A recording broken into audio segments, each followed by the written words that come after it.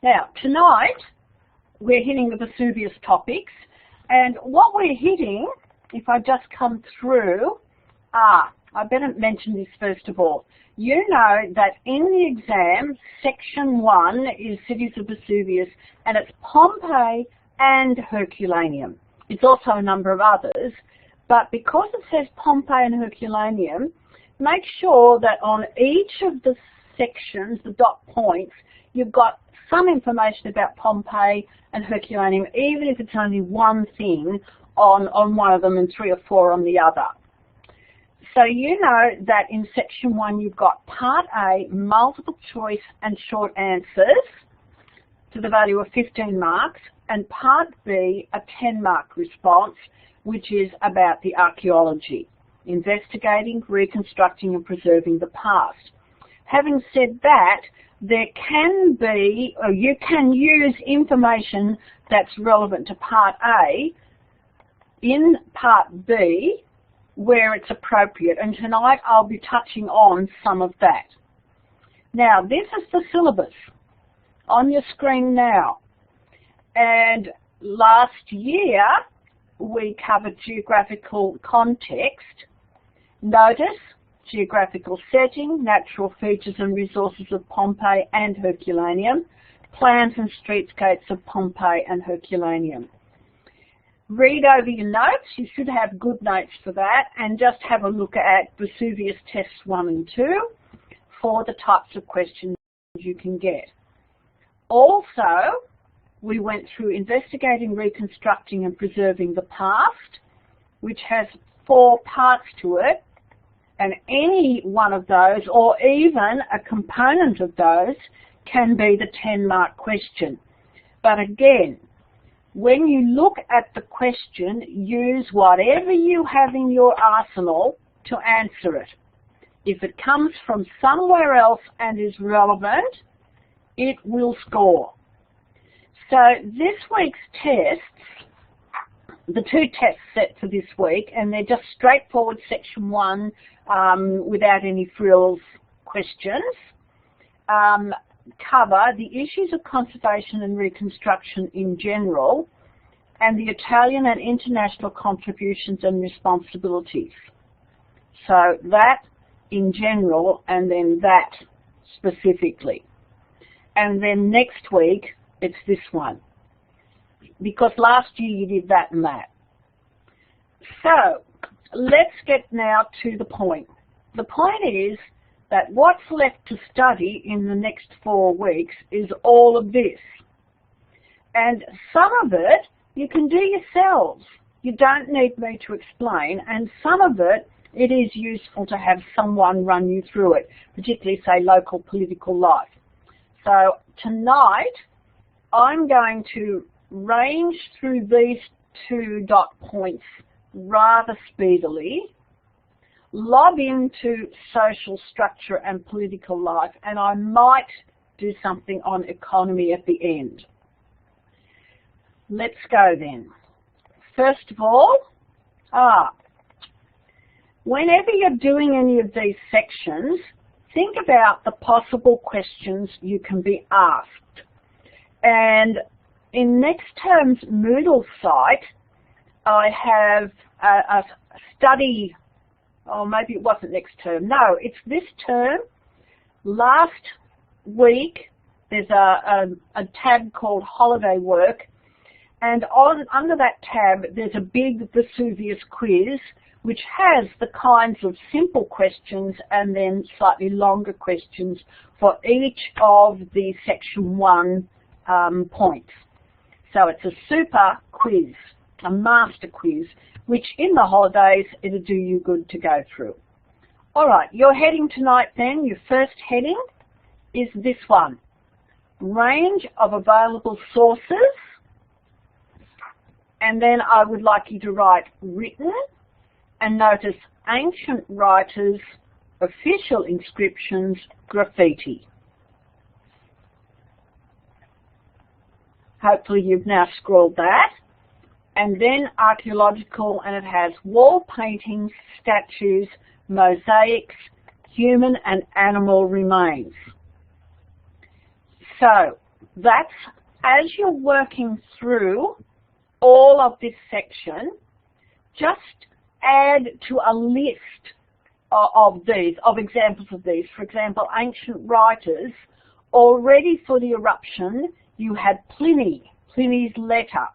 And you don't need much out of Pliny's letter, but you can refer to it as a valuable or useful source despite some of its shortcomings. There are actually 2 letters. When you did physical environment, you had Strabo the geographer making a comment about the fertility of the region, and also Floras, Floras, again, a kind of a geographer, a writer. So those are examples of ancient writers. Tonight I'll give you a couple of examples of official inscriptions and one example of graffiti, particularly when we get to the politics. So you'll be aware that if you had a question just outlining the range of available sources and their usefulness, limitations, reliability, their usefulness, evaluate, you can draw on any sources that you've touched on right throughout section 1 and section 2. So the range, the listing said ancient writers, official inscriptions and graffiti for written, wall paintings, statues, mosaics and human and animal remains for the archaeological. The example of the ancient writers I've given you already is the 2 letters of Pliny the Younger. Remember, Pliny the Elder was Pliny the Younger's uncle, who was the admiral of the fleet, the Roman fleet. Pliny the Younger observed from afar the eruption of Vesuvius. So he described the cloud rising above Pompeii. He described the progress of the eruption over time because he got word back from those who returned from his uncle's expedition about all of the pumice, the lapilli, or pumice, or ash, that was falling on them and also clogging up the Bay of Naples. His second letter observed a massive black cloud surging across the Bay of Naples to Misenum where he was and turning night into day. Now, it wasn't the actual hot pyroclastic surge, but it was the cloud that was generated by that, much like a fire generates cloud, and it blotted out the sun. So his second letter was about the panic. The first letter was about his uncle's expedition and what the eruption looked like. The second, to Tacitus, these letters was a little bit more about the eruption progress, but he didn't understand fully what he was seeing, and of course it wasn't understood until the 1980s. So our generation, well, you weren't even born, I was, and the volcanology and the understanding of a pyroclastic eruption. There are another, here's Strabo the geographer, who also recognised the volcanic eruptions. Official inscriptions and graffiti. Well, official inscriptions are on stone, marble, bronze. There are some regulations. There are dedications by wealthy citizens on funeral plaques. There's graffiti. Now, graffiti in our day is frowned upon, but graffiti simply means, for the Romans, unofficial writing. So it can be sales, advertising a sale. It can be political propaganda. It's just that it hasn't been allowed or passed by the council. So the town council allows dedication plaques on buildings. The town council has to approve funerary monuments with their inscriptions. But with graffiti, It's just individuals who are selling, who are touting for politics, who are making a comment about how good the games were or how good a prostitute was in the case of one bit of graffiti from Herculaneum. Public notices as well get put up, electioneering notices, shows at the amphitheatres. Well, these count as part of the graffiti of Pompeii. Some of the graffiti is scratched on walls. And then other writing, wax tablets with sales by the banker Jucundus, and from the Villa of the Papyri, gradually the blackened papyrus scrolls are being unrolled. So let's have a look at an inscription. This is an inscription. Here it is, Eumarchia. And here she is. This is her statue. Eumarchia is a priestess. And at the back of the wool sales yard, there is a statue of her. And at the entrance to the wool sales yard, there is this inscription. And this inscription's there because Eumarchia, the public priestess, paid for part of this wool sales yard building. She was a patron of the wool workers, the fullers, F-U-L-L-E-R. A fullerone is a wool dyeing business. And this wool sales yard in the Forum was where the fullers came to buy the wool that would be woven into cloth and then dyed by their business. And that's what then in turn made the garments, like the togas of the men, the high-ranking men in the town, for example. The garments for all of the people in the town. So Eumarchia, a public priestess, in her own name and in the name of her son, Marcus Numistrius Fronto. So she's doing what the Romans, she's not Roman, she's from Pompeii, but she belongs now as a Roman citizen because the Romans accepted the Italians as citizens. She's doing what they all did, furthering the career of her son by some sort of public patronage. So in her own name and in the name of her son, she built the Chalcedicum, the Porticus and the Crypta. So these are kind of little sub-rooms of this massive wool sales yard. And she dedicated them to Concordia Augusta. So Concord, peace personified, Augustus, who's long dead, deified, and piety, deified. And her statue was placed in the back, or in one of the back little, the Chalcidium, one of the back little rooms of that building. So there is a public dedication. Whereas the second one I have here is simply painted on an insular wall.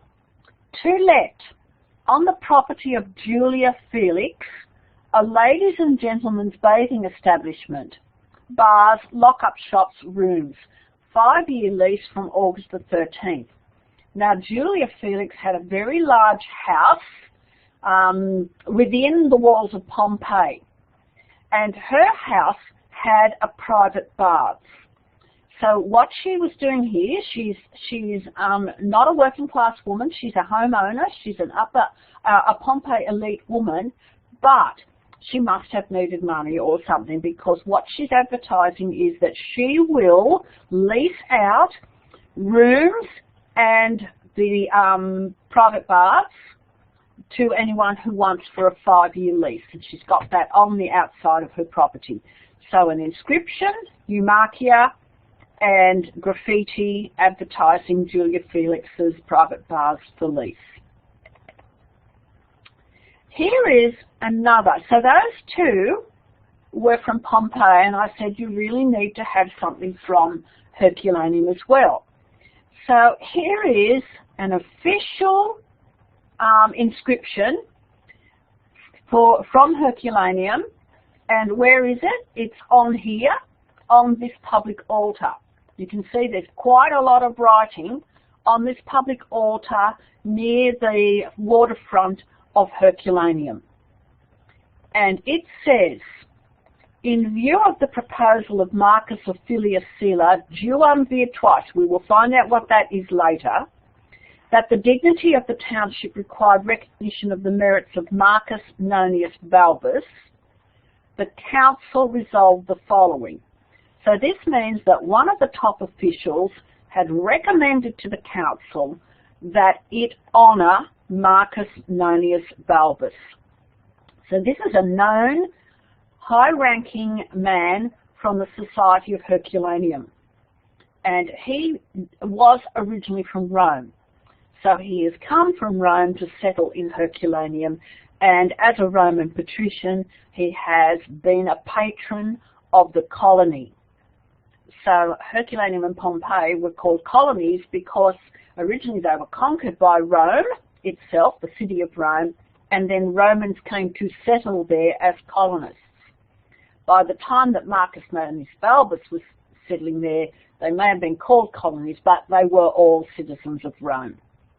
So here is the inscription. Seeing that Marcus Nonius Balbus, so long as he lived here, showed a parental, that's a patronage, disposition of extraordinary generosity to individuals in the community, the council has decided that an equestrian statue be erected to him at public expense in the most frequented spot, with the and that means near the forum, with the inscription, to Marcus Nonius Balbus, praetor, so back in Rome he'd been a praetor, proconsul, so he'd actually been a proconsul out in the empire, patron, that is, of Herculaneum, the entire council of the people of Herculaneum in recognition of his merits.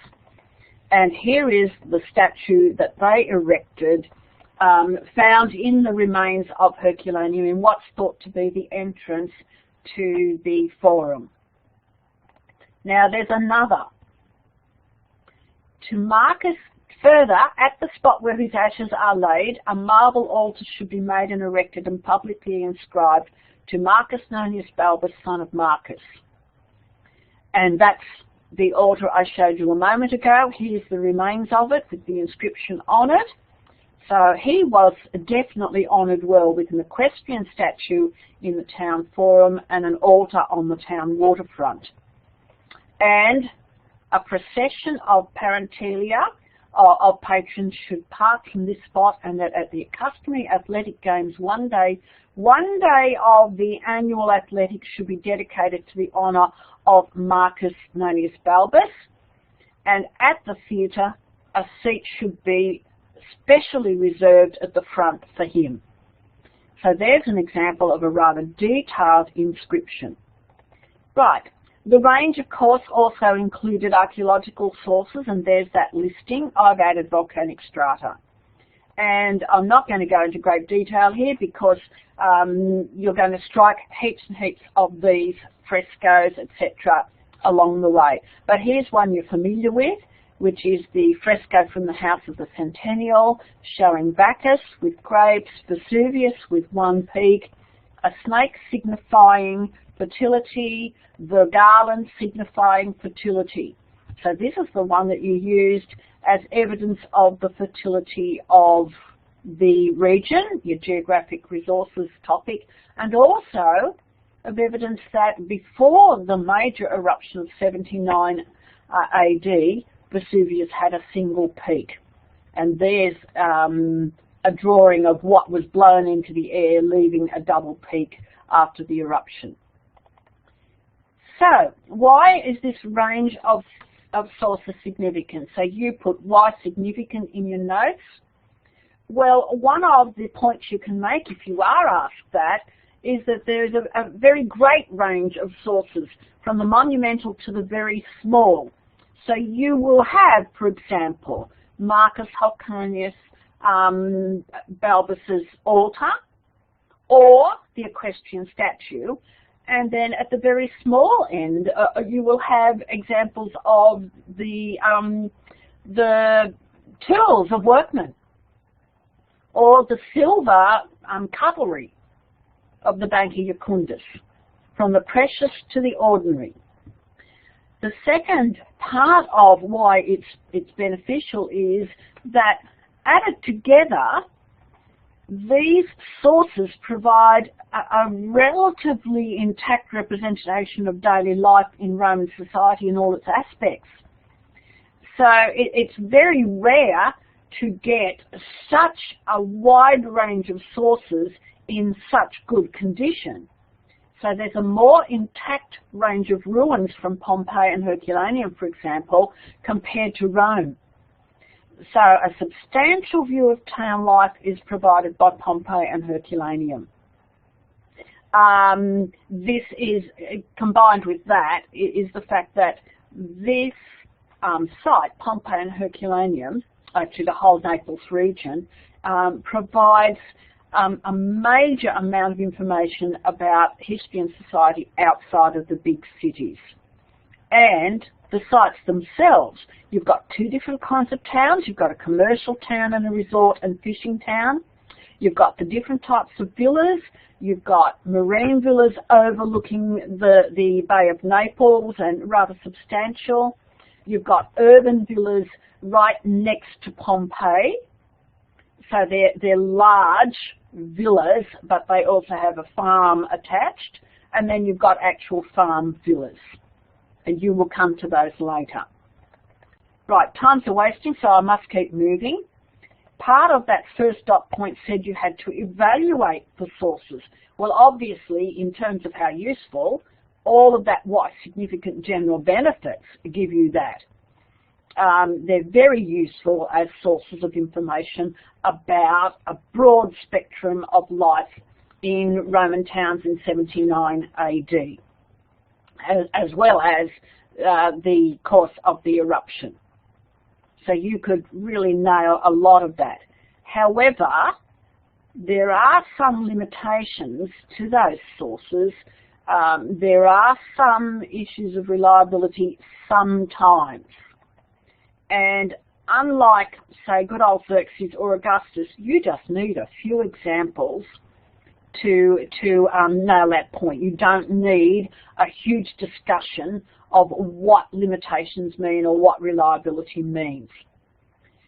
So reliability means how accurate. So we're looking at, well, how accurate are some of the written sources, for example.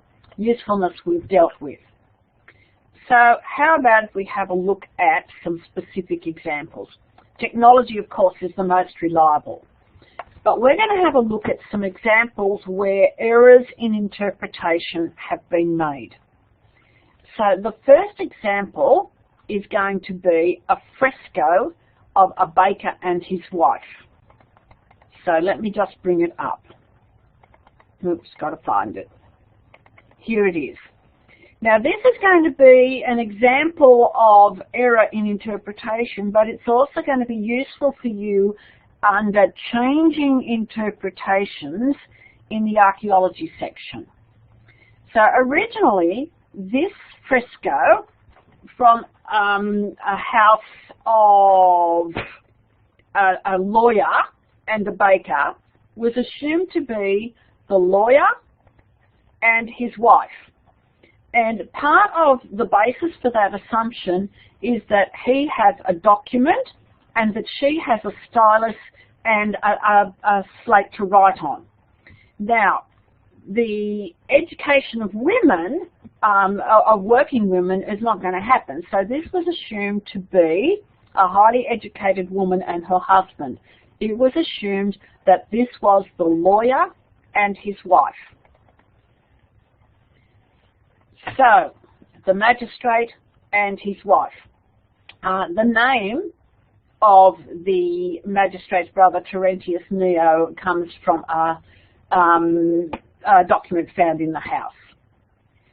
So, was it the lawyer and his wife? Well, no. It's a man and his wife dressed for this portrait to appear wealthy and educated.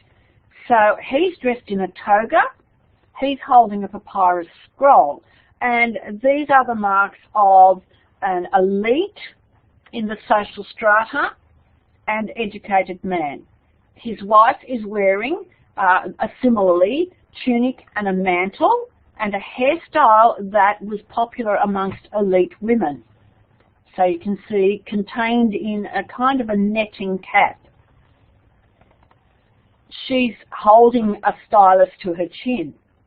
Now, what has happened in recent years is that deduction that they are the lawyer or magistrate and his wife is now challenged.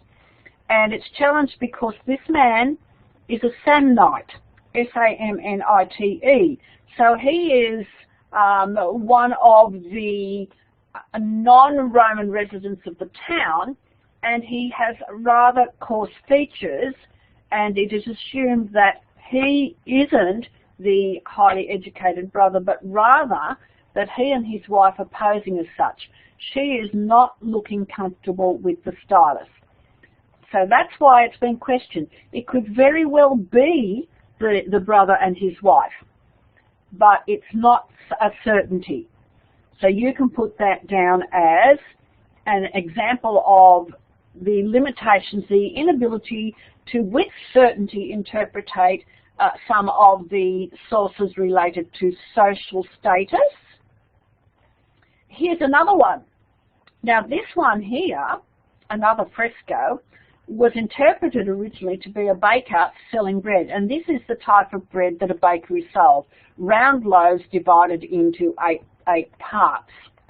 A typical style of bread baked in a kind of like a pizza oven.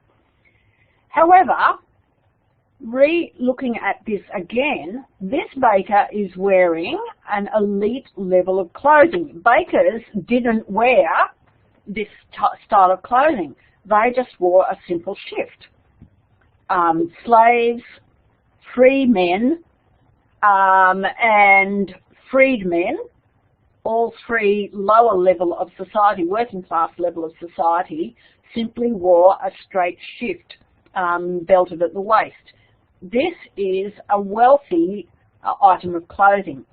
And so a new interpretation is that it is more probable that this is a politician handing out bread as part of his election campaign to his potential voters.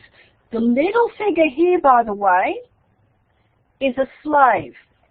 So slaves are drawn as much smaller. This is not a child. Slaves are presented as smaller than free men and freedmen. So there you go. A second reinterpretation. These wealthy freed men. So distinguish between free-born men or free men and freedmen who are ex-slaves. Originally, it was assumed that Pompeii was in a state of considerable disrepair, had had 17 years of economic slump after earthquakes 17 years before, and that the buildings had not been repaired. Some historians had assumed that the moneyed families had left, and that's why things were in a state of disrepair. And they assumed that newly wealthy freedmen had become dominant in the town. So historians who present this viewpoint also looked at some known ex-slave wealthy homes. The Vetti brothers is one, and said that these freedmen, like the Vetti brothers, were filling a vacuum left by the withdrawal of the elite. What's happened since then, so here's the Vetti brother home, and it's actually a lovely example of a new style home where you come in off the street, through the fasces or neck, into the atrium, and then straight into a peristyle garden. So there's no tablinum or transition room from the atrium into the backyard. So this was a remodeled house, actually made of two houses. Here's that backyard, the peristyle garden of the Vetti brothers. But now there's a new interpretation about the economic level or health of Pompeii, because much of the city centre had been renovated, and the Pompeii Forum project, which did some infrared photography of the walls of, let's say, the Marcellum, discovered that there had been rebuilding. Plus, on closer inspection of the housing, the destruction of houses that was found by the excavators was very recent destruction, not 17 years before. Houses had been remodelled and repaired 17 years before. Frescoes were being repaired, and in fact frescoes were being retouched up into new styles. The destruction that the excavators found was related to the earthquakes in the weeks immediately prior to the actual eruption.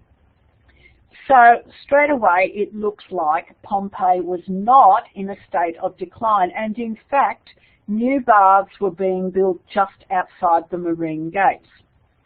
The other point about the new wealthy, such as the ex-slaves, the freedmen, supplanting the older elite, is also now challenged. Now remember, again, it's a limitation. This is now the new interpretation as a probability that the older elite still maintained a strong presence in the town, but that successful freedmen were also had become a very strong component of the town's economy, and that through their wealth they also could influence politics. They weren't allowed to be politicians, but they could influence politics.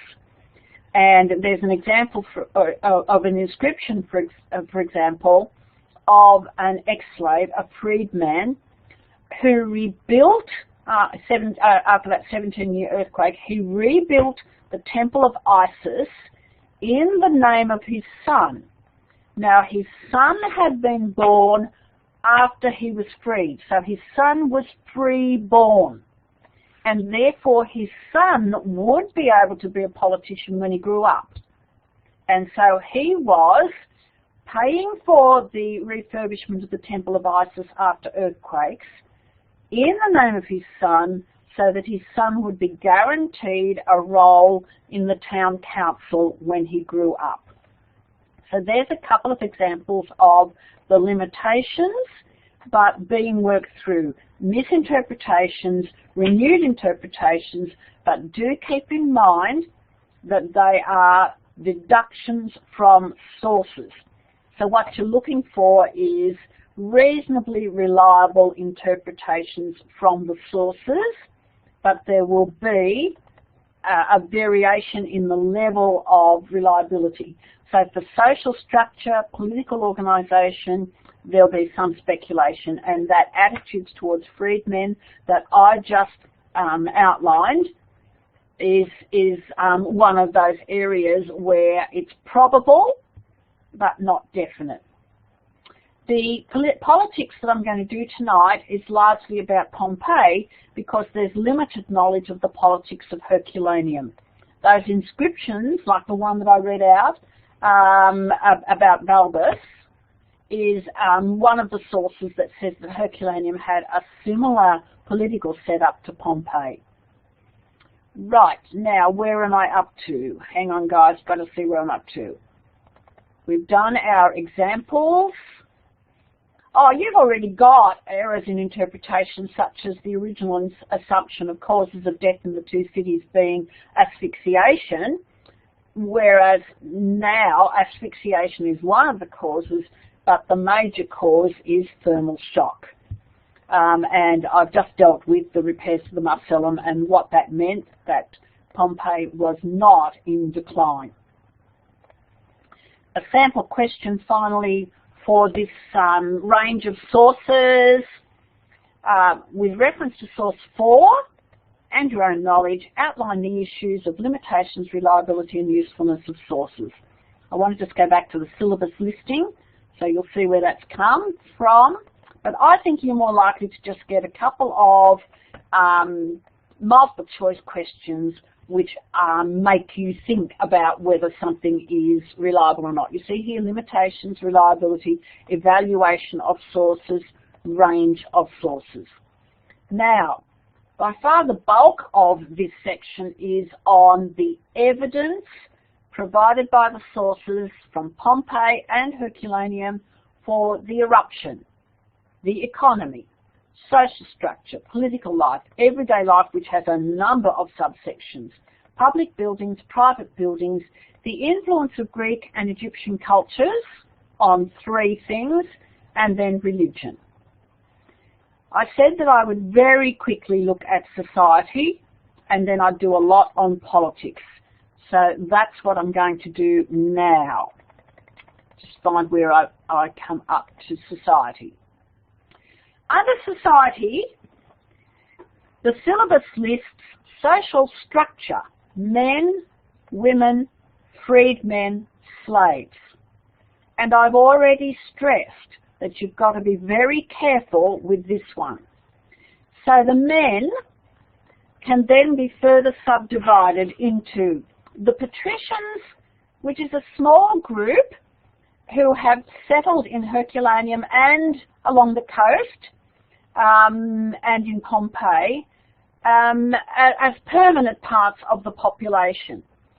And they're patricians because that's a social class in Rome. That's not a social class outside of Rome.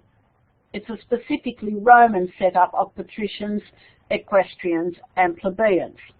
But these guys remain patricians even though they've come out of Rome, so they're really elite.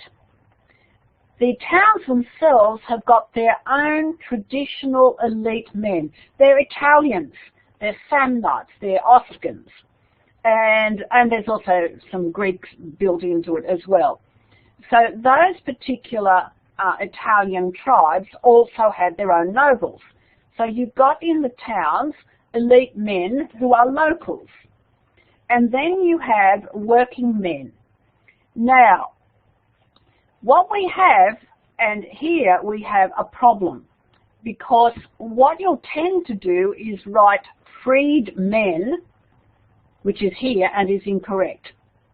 So I want you mentally to go, I'll never ever do that. Let me just get a colour and put it through in really thick so you never ever ever do this.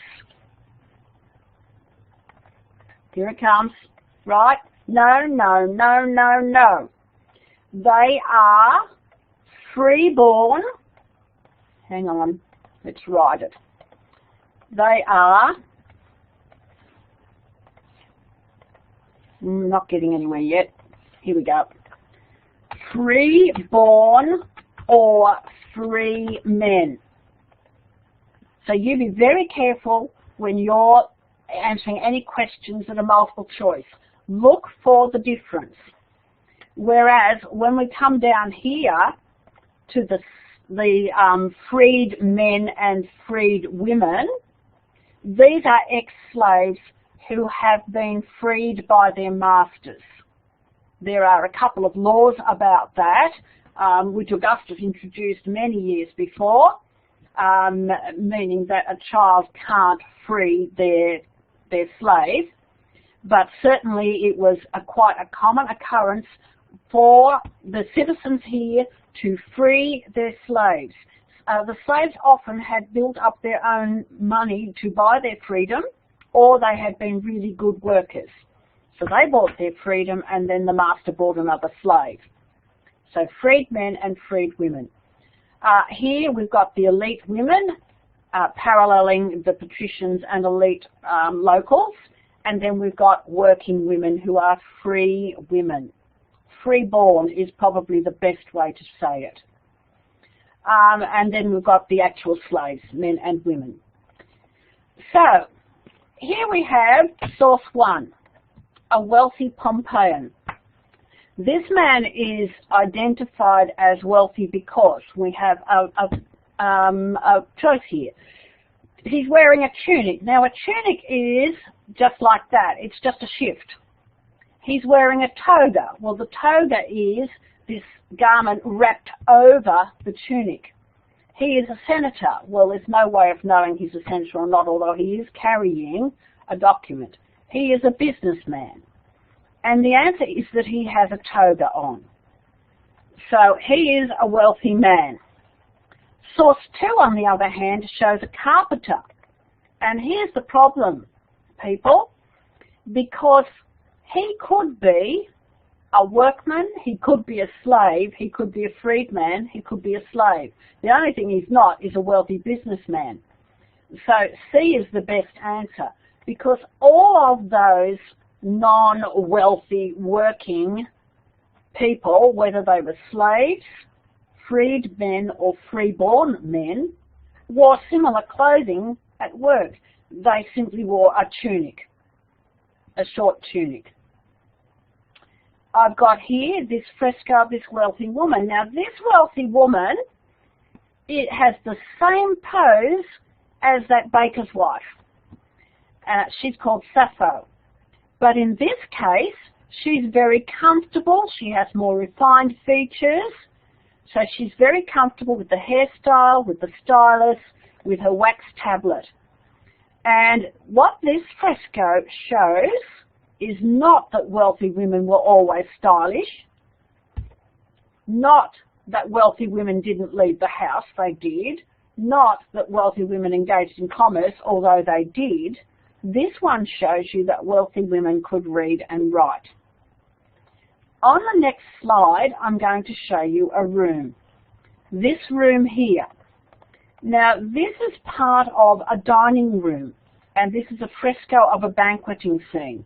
And I already pointed out to you that the slaves are drawn in frescoes to be much smaller. So you can see a slave here putting a shoe onto this master's foot. You can't see it very well, but there's a slave here who's carrying one of the drunks out. So this is in a family home. It's a banqueting scene. You've got the wealthy woman, you've got a slave, you've got the wealthy men. And they are in a room that has 3 walls with seats. So it's a 4-walled room with a doorway in one wall, and then against the other walls there's this 3-seat setup. So it's a triclinium because they incline, C-L-I-N-E, tri-3, T-R-I, C-L-I-N-I-A-N. So this is a triclinium or a dining room. So the room in that fresco is not the tablinum, it is the triclinium or banqueting room or dining room. It's not the atrium and it's not the peristyle. What this source does show you is slaves. So social classes included slaves. People banqueted frequently, no, it doesn't show you that. It doesn't show you the textile industry, and it doesn't show you that men and women were equal. Social classes included slaves. Here's a fresco from a tavern, a hotel, drinking, a tavern. And these guys are playing roll the dice. And you can't tell whether they're free men or freed men. You know that they're working men because they've all got shifts on. They've all got a tunic on. And finally, here's our banker and his wife again, just so you can see that she's a lot less comfortable than Sappho. But over here is part of the peristyle garden. The garden's just there. The peristyle just means it's got a columned walkway all the way around the outside of the garden. Peri means around, style, columns. And this is the house of the Veti. The Veti were freed men. They were ex-slaves, the Veti brothers. And they remodeled this house to be particularly impressive.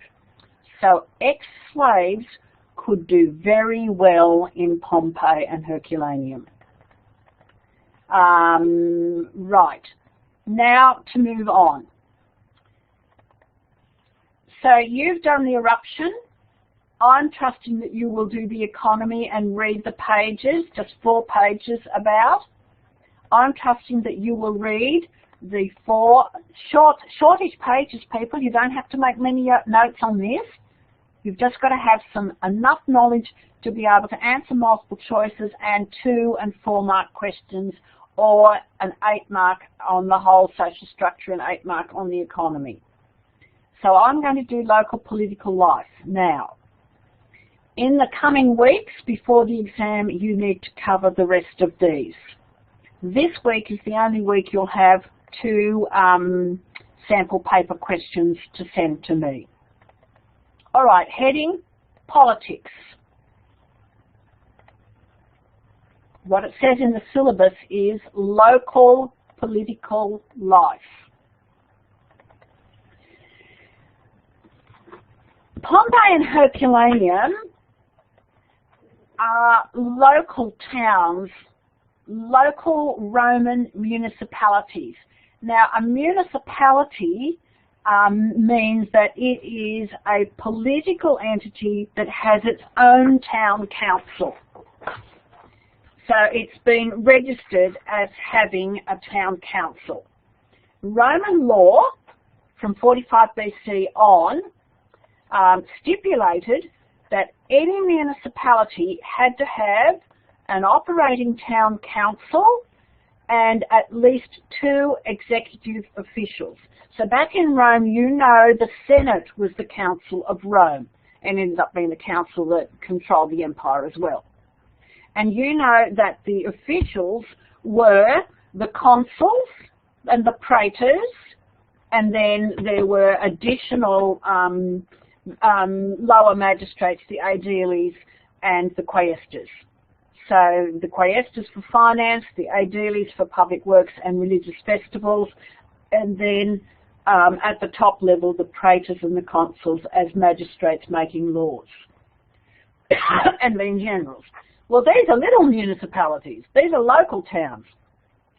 So they have a toned-down system. They have a town council, yes, and which discusses and reaches decisions, and they have at least 2 executive officials.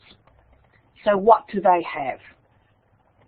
The town council, another word, Latin word for council, which is just a group of men who have been selected to look after the interests of the municipality. The other word for that is a curia. And so the name of the group of councillors is the decurions, and they are selected, not elected, selected to be on the council for life. Now that's exactly parallels the Senate in Rome. So the senators sit in the curia, or the Senate meeting house. In here, the little town council has its own meeting house of some kind, and its councillors are called decurions. We'll have a further look at them in a moment. The municipal law, Lex Municipalia, said that they had to have at least 2 magistrates. It appears that both Pompey and Herculaneum had a 2-tier system of magistrates. They had the upper magistrates and the lower magistrates. Now, the name for the magistrates is duo or duum. Duovir or duumviri has the same meaning, 2 lawmakers or 2 magistrates. Now, they didn't all make laws. So sometimes the word duovir or duumviri is assigned only to the 2 senior magistrates who make laws. Sometimes it's also used for the 2 aediles. And as you've probably sussed out by now, these guys get elected for 1-year terms.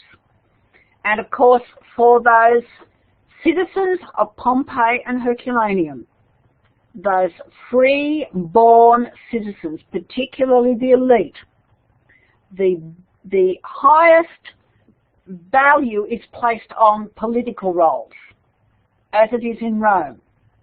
And so this is very hotly contested by the elite families to get one of their men into the role, or more than one, into the role of duumviri, either first as an aedile and then later as a duoviri, or even directly as a duoviri.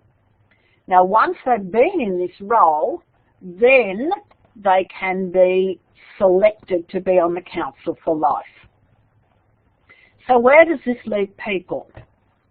Well, most people are not eligible to stand for election because they don't have the income or they aren't from the elite class.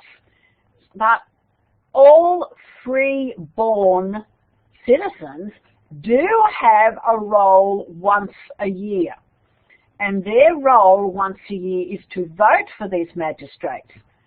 And they took it very seriously, took that role very seriously, really enjoyed, from the evidence of the graffiti, enjoyed being part of the electoral process.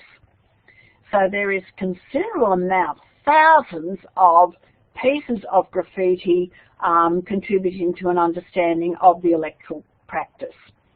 Now, obviously, the guys that are standing for election had to do something to gain votes. And as in Rome, they could hold games, they contributed to the town in some way. So let's have a closer look at each of these four components, or five really, of the local politics.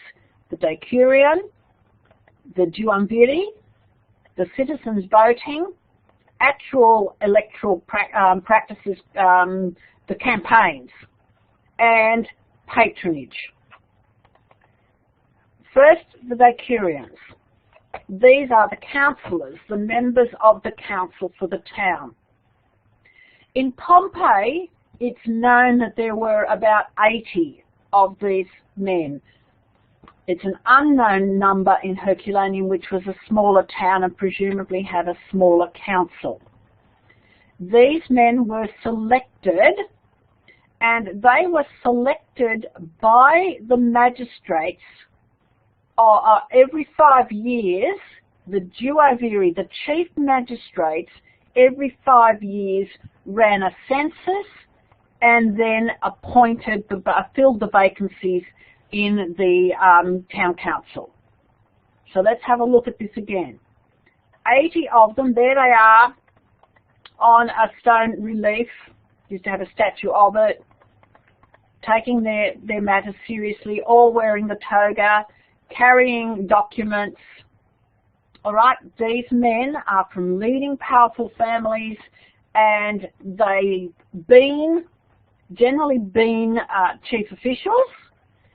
Every 5 years, the vacancies are filled, but the vacancies are filled by the duumviri. The senior duoviri every 5 years is called a quinquennial.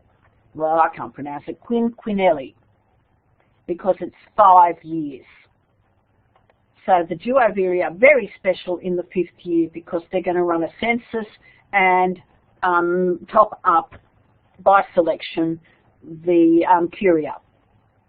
What do these guys do, these decurions? They had to be wealthy and from top families. Their vacancies are filled every 5 years. And one of the less reliable probable things, it is possible that those who had served as aediles may even have in the 5th year automatically joined the council. These guys had to be freeborn. They had to have a good reputation. They had to practice an honourable profession, so straight away the bakers are out. They had to be rich enough to pay their own expenses. They had to be at least 25 years old. They worked in a building located in Pompeii on the south side of the Forum. And of course, Herculaneum hasn't been fully excavated, so it's not known where their town council was, but the inscription says there was a town council. And what they did was they discussed town issues and they made decisions about expenditures. And in discussing town issues, they also agreed to proposals. So proposals were put, they agreed, and then the elected officials enacted the decisions. I've got a couple of examples. Here is the inscription that you've already had for the altar and equestrian statue of Marcus Manius Balbus. To the father, to Marcus Manius Balbus, son of Marcus, by decree of the Decurions. And so you can see here that the Decurions, or the town council of Herculaneum, agreed to the erection of that statue and that altar. Here's one from Pompey. To Aulus Umbricus Scarus, son of Aulus, tribe Meninia, duovir of the colony. The Decurion, town councillors, voted him a site for his monument, that's his funeral monument, 2,000 sesterces for the funeral, and an equestrian statue to be erected in the forum. And his father then was able to do that. So you can see the council allowed and helped pay for a funeral monument for a valuable magistrate of the colony of Pompeii. Here's another one. Now these two guys here, this is from Pompeii, Gaius and Publius Annius, Gaius Julius, son of Gaius, and Publius Annius, son of Gaius, that should be Publius, duoviri. So they were the two aediles actually of the year, the lesser magistrates. Now they let the contracts for the Turkish baths and robing room and the refurbishing of the Porticum Palestra. So they were implementing a decision of the town council to refurbish one of the town baths. They therefore implemented it out of the money which the law requires them to spend for games or public works. So it seems that they had to spend some money from their own purse in their role as aedile, and they were commanded by the town council to spend that money on refurbishing the baths. So there's a couple of examples of the town council at work, allowing or honouring, in the case of Herculaneum, a patrician with a statue and altar, allowing here a man to erect a very strong funeral monument, and this inscription, by the way, is on the monument just outside the Herculaneum gate, and here instructing the aediles to refurbish the town baths.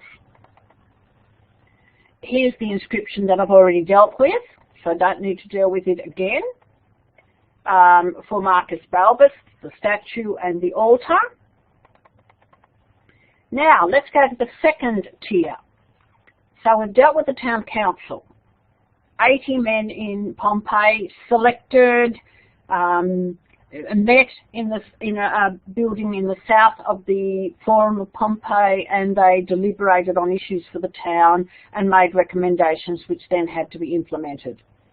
Now we come to the duoviri or duumvir, and separate from that, or under the same name, it says we're very flexible, the aediles. So these are called the magistrates, and we've got 2 duoviri, 2 aedili, a limited number compared to what you had in Rome. The minor magistrates, or the first tier, were the 2 aediles responsible for public works and religious festivals. The higher magistrates were the 2 duoviri or duumviri, responsible for court cases. Every 5th year, those highest magistrates also ran the census and filled vacancies in the council. They only had a 1-year term of office, unlike the councillors who were for life, unless, of course, they lost their reputation. And these guys were elected, unlike the councillors who were selected. So here we had that same inscription from the baths, from the town baths, which I already read out to you, where the 2 aediles were instructed by the town council to refurbish the baths. So the leading magistrates. The two duumviri were elected annually in March. Don't worry about the date. And served for 1 year. A man could be elected to that position more than once. At Pompeii, over 2,000 election notices have been found. There's only one election notice been found in Herculaneum because it hasn't been excavated widely. These election notices are often graffiti on the walls of shops, and not just in not in the forum, outside in the streets of the town, on the walls of the insulae. So you can see there's a limitation to the understanding of Herculaneum because it hasn't been excavated.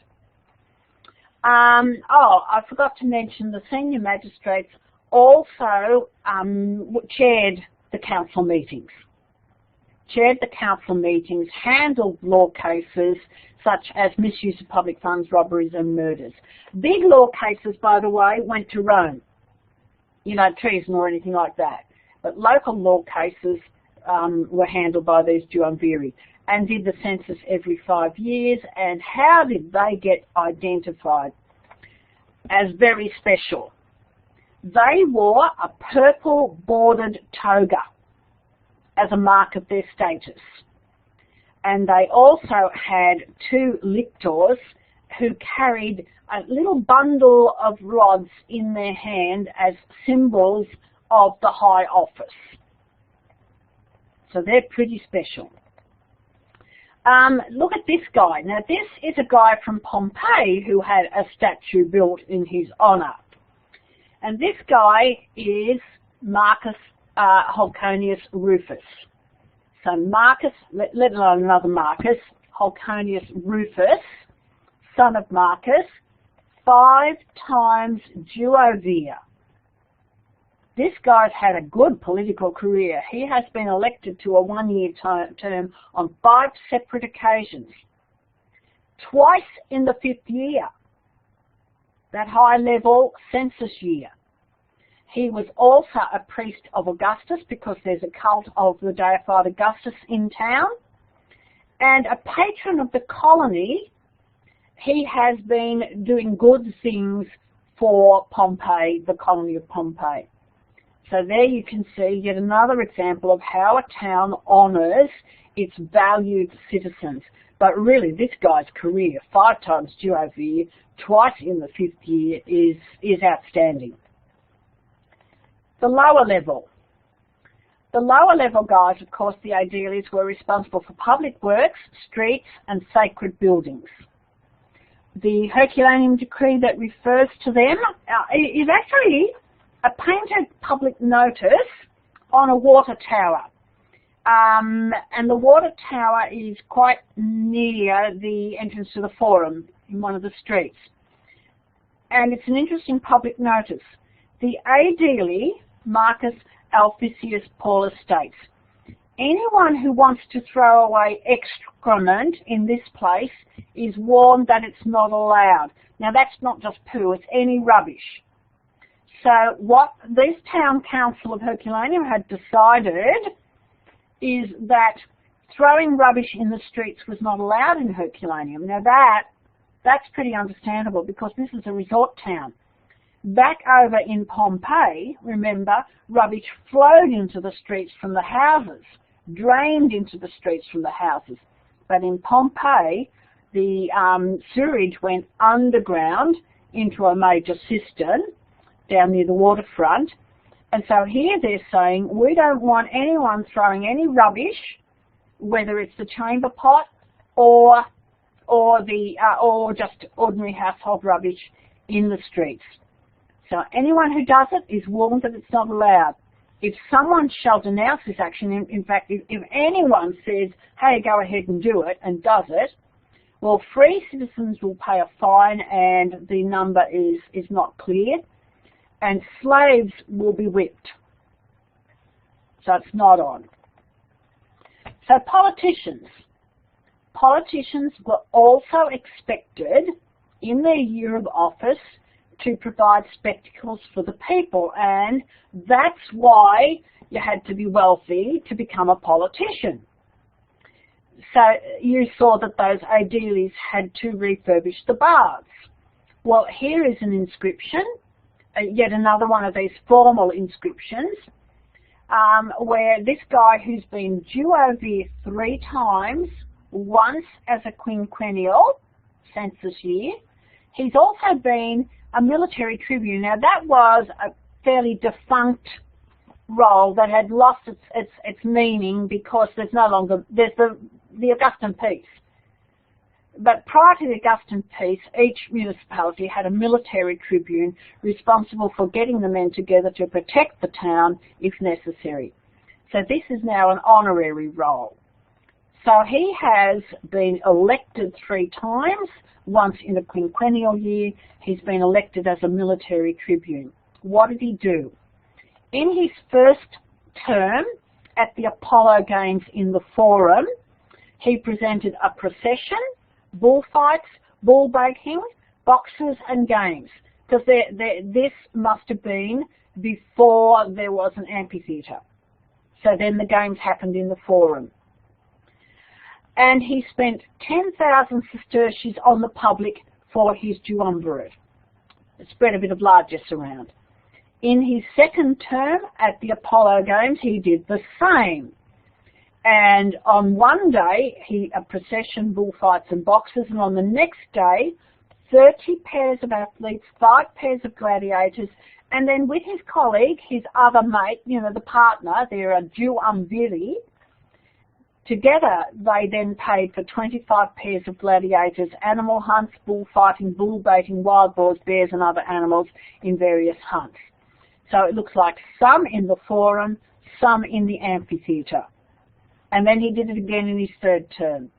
So in all 3 terms, this duovir from Pompeii and his colleague have presented public games of some kind. Now let's move to the third component. And the third component is the ordinary citizens. And they had one role, and that was each year free male citizens elected the magistrates and public priests. Now an assembly of free citizens is called a comitium. We call it a committee of the whole people, a comitium. And so the building where they voted is called the comitium. And this is where, by the way, the duoviri, the aediles, and the curia, the decurions, met in the south of Pompeii's Forum. And right next to them is an unroofed but walled precinct.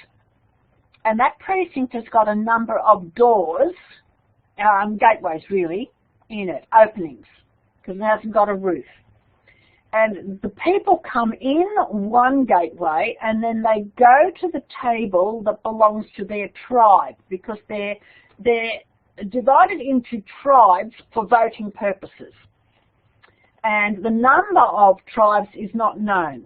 But you'll notice in those previous inscriptions, a couple of them referred to the tribe of, that the man belonged to a tribe. So once a year, the freeborn males entered into the commission unwalled, unroofed precinct and cast their votes to elect the 2 duumviri, the 2 aediles, the public priests. Now, this is a picture which shows you the south of the Forum, and those buildings in the background there, whose portico is no longer complete, are where the council and those 2 senior magistrates, the duovir, and the 2 junior magistrates, the aedile, met. And then around the side here, just here, so there's the end of that, there's that, and then here is the commission, the unroofed electoral area. Fourth component, well, fifth really, electoral graffiti. So over 2,000 of these are on the walls in the streets of Pompeii. Often they're in a red colour, sometimes black. So you can see this kind of deeper almost like a burgundy red colour here on the electoral notice. What are they? Sometimes they're just the names of the candidate for public office, so the name and then underneath what the candidate was standing for. And so Gnaeus Helvetius Sabinus was standing for Aedile. Here are some of the more detailed notices. They're often on the outside of shops. So this one was on the outside of a wine shop. I beg you to make Pupius duumvir. Apuleia with her neighbour Mustius asks, and Narcissus asks you too. Now those are three women, and they're not going to get the vote. They don't vote. And yet here they are, making a recommendation to the men of the town to vote for Pupius. So women took an interest in the elections, even though they didn't get a vote. Here are two more women, and I've picked these on purpose because there's plenty of male ones. But I wanted you to see that women took an interest even if they didn't vote. So on a bakery wall, we beg you to make Marcus Caecilius and Lucius Albutius Aedile. So these two guys are standing on a joint ticket for the role of Aedile. Stacia and Petronia ask, such citizens would be in the city forever, and it's assumed that they would be beneficial to the city. I ask you to make Attius Vettius Firmus Aedile. He is worthy. Caprasia asks with Nymphaeus together with the neighbours. So a little neighbourhood of women got together to put up an urging piece of graffiti to vote for him. Here, the entire inhabitants of the Saltworks district, which was outside of town, and this is the blokes, men, recommend Marcus Cyrenius as Aedile. Choose Marcus Caecilius Marcellus, a good Aedile, great game. So obviously he's been there before and he's put on great games, and that's an endorsement for him. So finally, know your council. Know the word decurion and curia, council. Know that they're selected. Know that they make recommendations. Know some of the types of things they recommend, like allowing a funeral monument, recommending that the baths be refurbished, paying money for a monument to a worthy citizen. Know your two duumviri or duoviri, it's up to you which way you spell it, but know either spelling, as the leading magistrates who are going to chair the meetings of the decurion, the curia, be magistrates in the court cases in the basilica, and what was the, oh yes, and run the census every 5th year and make the selections for filling up the vacancies in the council. Know the two Aedile, elected every year of course, whose role is public works and religious buildings, and again, both of these elected officials must spend their own money on games and on refurbishing public buildings. Know the voting. Once a year, the Commission, which is in the forum, an unroofed open space was used for voting, and all male freeborn citizens were expected to vote, and certainly seems to have looked forward to it with enthusiasm if you take the 2,000 examples from Pompeii of electoral graffiti as an indicator of enthusiasm for the voting process.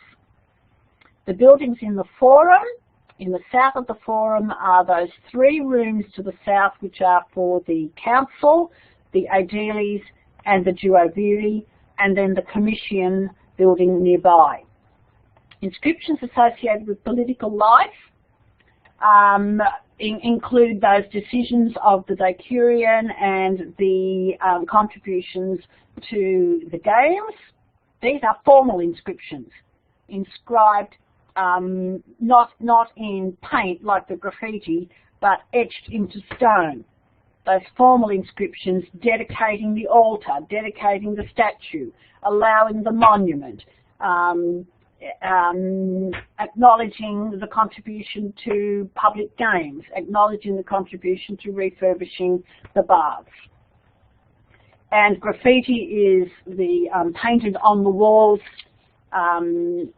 writing, and that includes that graffiti that I had of Julia Felix's House to Let for the economy, but the graffiti associated with political life is the graffiti that names a candidate and the role he's going for, and the other type is the graffiti that urges citizens to vote for a particular candidate. Now that will do us for tonight. Again, I'll just go back to the very beginning in order to stress what you are going to be doing. Where did I find it? Where did I find it? Where did I put it? Here it is. So you've done the eruption. You should do the economy yourself and take the sort of notes that I've just done, which is not that many, is it, for politics? But notice it says trade, commerce, industries, occupations. So differentiate between these. Social structure. And I warned you about the men, the women, the freed men and women, and the slaves. Local political life I've just done. You do, after you've done the economy, you do the test that I put on test number 5, which has, I think, a little bit about the eruption and most of the economy, and then deals with issues of conservation and preservation. Then do social structure, and with your notes on political life, do test 6 on Friday, and it has Italian and international contributions which you can revise. Next week, you've got to get through some of this, and then in the first 2 weeks of next term. And that will do us for tonight.